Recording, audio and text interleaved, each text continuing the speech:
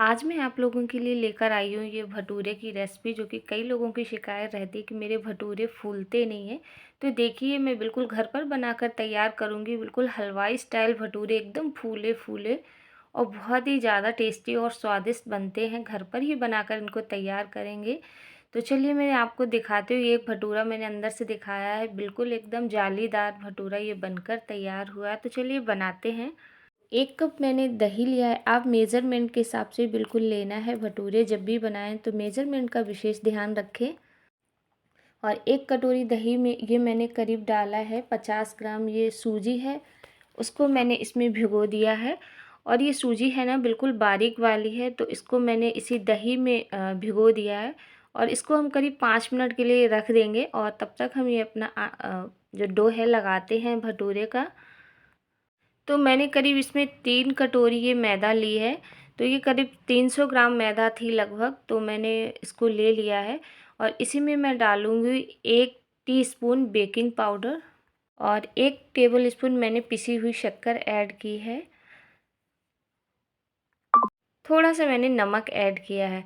इस तरह भटूरे आप बनाकर ट्राई करिए, बिल्कुल मार्केट जैसे भटूरे आपके फूले फूले और बहुत ही स्वादिष्ट। जैसे कई लोग भटूरे बनाते हैं तो क्रिस्पी नहीं होते हैं, और आप इस तरह से ट्राई करिए, एकदम भटूरे स्वादिष्ट बनेंगे। तो ये मैंने जो सूजी दही में भिगो के रखी थी, वो मैंने इसी डो में लगाने के लिए इस तरह से दही और सूजी का मिक्सर पहले इसमें मिक्स कर लिया है। और उसके बाद मैंने थोड़ा सा पानी लिया है। तो ये जो हम डो लगाकर तैयार करेंगे, इसको बिल्कुल टाइट लगाना है, ज़्यादा गीला नहीं लगाना है, क्योंकि जब हम इसको रख देते हैं थोड़ी देर के लिए, 1-2 घंटे के लिए रख देते हैं, तो बहुत ज़्यादा गीला हो जाता है। तो इस तरह से थोड़ा सा आप हमेशा जब भी आटा लगाएं इसका, तो थोड़ा सा गीला नहीं होना चाहिए, इस तरह से जैसे टाइट होना चाहिए, जैसे पूड़ी वगैरह बनाते ना उस तरह से। अब हम इसकी पिटाई लगाएंगे तो फ्रेंड्स, पिटाई नहीं, देखिए क्या करना है। जब हम आटे को लगा लेंगे तो करीब 3-4 मिनट तक इस तरह से आपको पटकना है। तो पहले तो मैंने परात में पटका, फिर मैंने अपनी किचन की जो स्लैब होती उसको अच्छे से क्लीन किया और उस पर इसके अच्छी सी पिटाई लगाई। तो फ्रेंड्स, यही करना है आपको, इस तरह से आपको पटक पटक के, मतलब इस आटो को तैयार करना है। क्योंकि जो हम भटूरे बनाते हैं तो कई बार देखना, जब हम बेलते हैं तो वो बड़ा रहता है और फिर उसके बाद छोटा हो जाता है। तो अगर आप ये ट्रिक अपनाएंगे तो आपका भटूरा बिल्कुल, आप जितना बड़ा बनाएंगे उतना ही बड़ा बनके तैयार होगा। अब मैंने इसको परात में रख लिया है। और अब हम क्या करेंगे, इसको बस अच्छे से मसल कर, एक मैंने जिसमें रोटी वगैरह रखते हैं वो कैसरोल लिया है, उसमें हम इस तरह से रखेंगे। फिर मैंने इस पे ऊपर से ऑयल लगा दिया है। तो ये मैंने रिफाइंड ऑयल यूज़ किया है, उसमें इस तरह से आटे पे लगा कर, और इसको हम ऊपर से ढक्कन से बंद कर देंगे और इसको गर्म वाली जगह पे रखना है। तो देखिए, मैं जा रही हूँ धूप में, टेरेस पे मैं अपने रखने। तो टाइम हो रहा है अभी 7 बजे हैं सुबह मॉर्निंग। तो अभी क्या है ना, छत पे धूप आ गई है। तो मैं धूप में इसमें करीब इसको रख दूँगी 2 घंटे के लिए। तो ये देखिए, मैंने 2 घंटे के लिए धूप में रख दिया है और ये अच्छी धूप खिली हुई है। इससे क्या, हमारे ना भटूरे अच्छे बनेंगे। और 2 घंटे बाद मैंने इसको देखिए उठाया है आटे को, तो देखिए कितना फूल गया है एकदम से।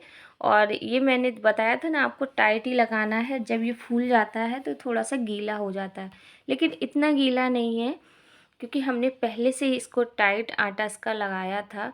तो इसको आसानी से हम लोग बेल सकते हैं। अब हम इसकी लोइयाँ बनाएंगे। तो देखिए, लोइयाँ बनाने के लिए मैं एक ट्रिक बता रही हूँ।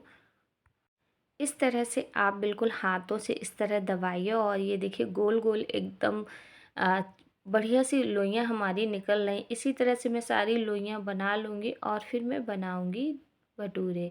तो छोले की रेसिपी तो मैंने पहले शेयर कर दी है, अगर आप लोगों को देखनी है तो मेरे चैनल में जाके आप लोग देख सकते हैं। और ऑयल मैंने गरम होने के लिए रख दिया। अब मैंने एक पटा लिया है और इस पर ही हम बेल कर तैयार करेंगे ये भटूरे। तो मैंने क्या किया है, दोनों तरफ अच्छे से ऑयल लगा लिया है, जिससे कि हमारे भटूरे बिल्कुल भी चिपके नहीं। तो देखिए, मैं क्या करूँगी, इस तरह से बेलूँगी और मैं बार बार भटूरे को उठा के इस तरह से नहीं करूँगी। मैं क्या करूँगी, जो इस पर मैंने ये बेला है वो जो पटा होता है ना, उसको ही मैं घुमा दूँगी, इस तरह से टर्न कर दूँगी। तो क्या है, बार-बार भटूरा उठाने से क्या है, उठाने की ज़रूरत नहीं है। इसी तरह से आप बनाएँ भटूरे, आपके बिल्कुल फूले-फूले भटूरे बनकर तैयार होंगे। तो देखिए मैंने काफ़ी बड़ा इसको बेल लिया है और इसी तरह से मैं एकदम से गरम ऑयल हो जब हमारी कढ़ाई का, तब हमें इसको सेंकना है। और देखिए भटूरा काफ़ी बड़ा हो गया है, ऑयल गरम हो चुका है।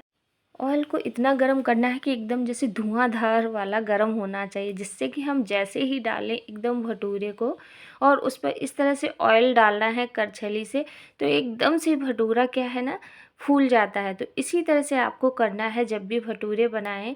ऑयल हमेशा एकदम गर्मा गर्म होना चाहिए, उसके बाद भटूरे को डालेंगे और करछली से इस तरह से उसके ऊपर डालेंगे ऑयल।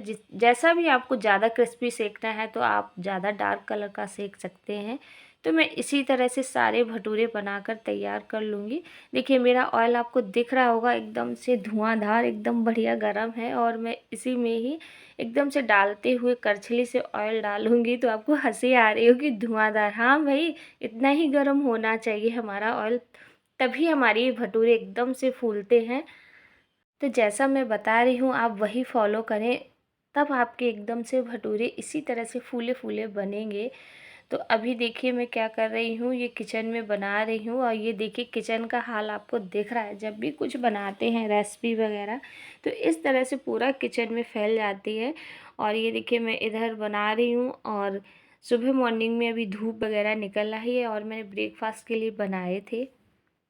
तो ये थाली लगकर हमारी तैयार है, मैं देने जा रही हूँ। मैं अच्छे से शूट भी नहीं कर पाई, थाली देने जा रही। तो इसी तरह आप लोग भी ट्राई करिए। Thanks for watching this video.